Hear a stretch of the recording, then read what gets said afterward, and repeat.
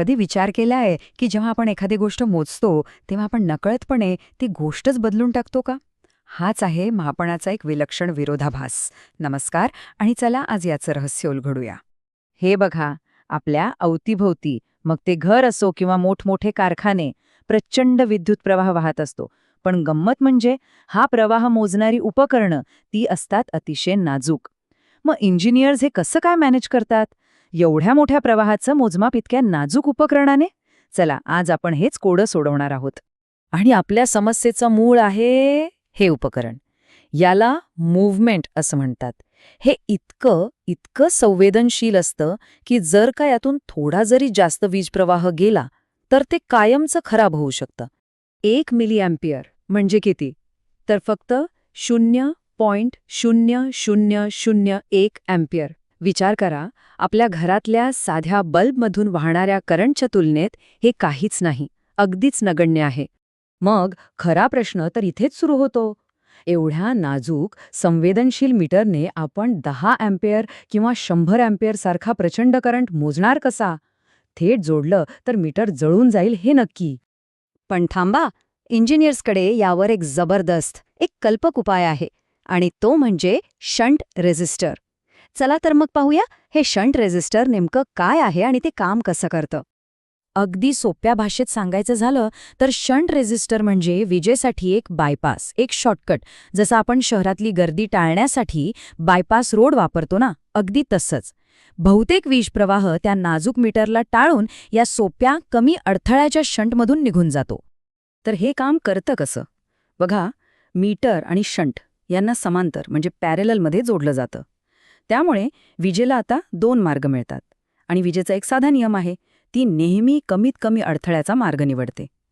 शंटचा अडथळा म्हणजे रेझिस्टन्स खूप कमी असतो, त्यामुळे बहुतेक सगळा करंट शंटमधून जातो आणि मीटरपर्यंत फक्त एक छोटासा अगदी मोजका अंश पोचतो आणि तेवढं मोजमाप करायला पुरेसं असतं.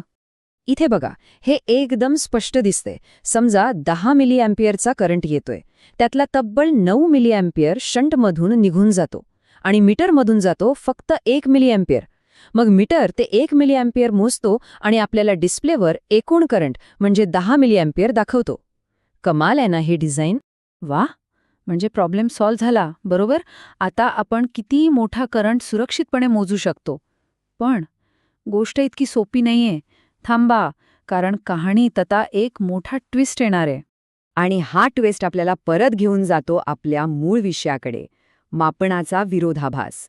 हो, शंटने एक मोठी समस्या नक्कीच सोडवली, पण त्यातूनच एक दुसरी, अधिक सूक्ष्म आणि अधिक खोल समस्या जन्माला आली. हे वाक्य ऐका. इलेक्ट्रॉनिक्सच्या जगात एखाद्या सिस्टीमचं निरीक्षण करणं म्हणजे तिला बदलणं. ह्याचा सरळ अर्थ असा आहे की ज्या क्षणी तुम्ही काहीतरी मोजायला जाता त्याच क्षणी तुम्ही ती गोष्ट बदलून टाकता. याच समस्येला म्हणतात लोडिंग इफेक्ट.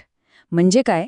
तर आपलं जे मोजमाप करणारं उपकरण आहे ते स्वतःच सर्किटचा एक भाग बनतं, सर्किटवर एक लोड टाकतं आणि त्यामुळे आपण जे मोजायला गेलो होतो तेच बदलून जातं. म्हणजे आपल्याच उपकरणामुळे रीडिंगमध्ये चूक होते. हा लोडिंग इफेक्ट आणखी चांगल्या प्रकारे समजून घेण्यासाठी ना, आपण आता ॲमीटरकडून व्होल्टमीटरकडे वळूया, कारण व्होल्टमीटरच्या उदाहरणावरून ही गोष्ट अगदी सहज लक्षात येईल. एका आदर्श म्हणजे आयडियल व्होल्टमीटरची कल्पना करा. त्याचा रेझिस्टन्स अनंत असेल. तो सर्किटमधून शून्य काहीही करंट घेणार नाही. तो फक्त एक अदृश्य निरीक्षक असेल. पण खरं जग वेगळं आहे.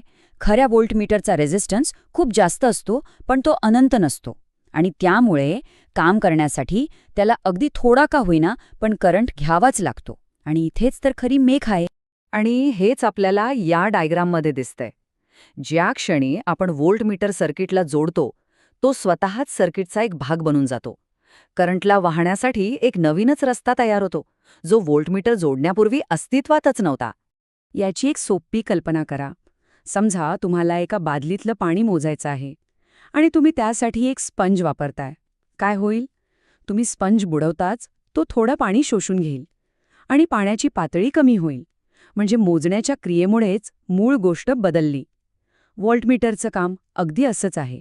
आणि गंमत अशी आहे की ही जी चूक होतेय ना, ती आपण गणिताने मोजूही शकतो. हे सूत्र आपल्याला नेमकं तेच सांगतं. ही जी त्रुटी आहे ती सर्किटच्या रेझिस्टन्सवर म्हणजे आरवर आणि व्होल्टमीटरच्या स्वतःच्या रेझिस्टन्सवर म्हणजे आरव्हीवर अवलंबून असते. याचा सोपा अर्थ काय? तर तुमच्या सर्किटचा रेझिस्टन्स जर व्होल्टमीटरच्या रेझिस्टन्सच्या जवळ जात असेल तर मोजमापातली चूक वाढत जाणार. म्हणूनच चांगल्या प्रतीच्या व्होल्टमीटरचा अंतर्गत रेझिस्टन्स हा प्रचंड जास्त ठेवलेला असतो, जेणेकरून ही चूक कमीत कमी व्हावी. मग ह्या सगळ्याचा अर्थ असा घ्यायचा का की कोणतंच मोजमाप 100% अचूक नसतं? आणि याचं उत्तर आहे हो. आणि गंमत म्हणजे हेच तर विज्ञान आणि इंजिनिअरिंगचं खरं सौंदर्य आहे. खरी अचूकता फक्त महागडी उपकरणं वापरण्यात नाहीये. खरी अचूकता आहे त्या उपकरणांच्या मर्यादा ओळखण्यात आणि त्या चुकांना हुशारीने दुरुस्त करण्यात. आणि याच प्रक्रियेला म्हणतात कॅलिब्रेशन, म्हणजे वास्तवाला स्वीकारून त्यात सुधारणा करणं. चला तर आजच्या या प्रवासातले महत्त्वाचे मुद्दे थोडक्यात पाहूया. आपण पाहिलं की शंट रेझिस्टर वापरून नाजूक मीटरने मोठे करंट कसे मोजता येतात. मग आपण लोडिंग इफेक्ट या संकल्पनेला समजून घेतलं, जिथे मोजण्याची क्रियाच मोजमाप बदलते. आपण हेही पाहिलं की जगातलं कोणतंही उपकरण परिपूर्ण नाही, प्रत्येकाला काही मर्यादा आहेत. आणि सर्वात महत्त्वाचं म्हणजे उत्तम इंजिनिअरिंग म्हणजे ह्याच मर्यादा ओळखून कॅलिब्रेशनद्वारे अचूकतेच्या जवळ जाणं. आणि जाता जाता एक विचार तुमच्यासाठी, हा जो निरीक्षणाचा परिणाम आहे म्हणजे ऑब्झर्व्हर इफेक्ट, तो फक्त इलेक्ट्रॉनिक्स पुरताच मर्यादित आहे का?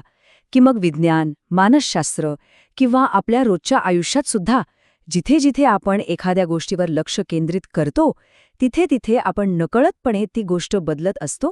जरा विचार करून बघा.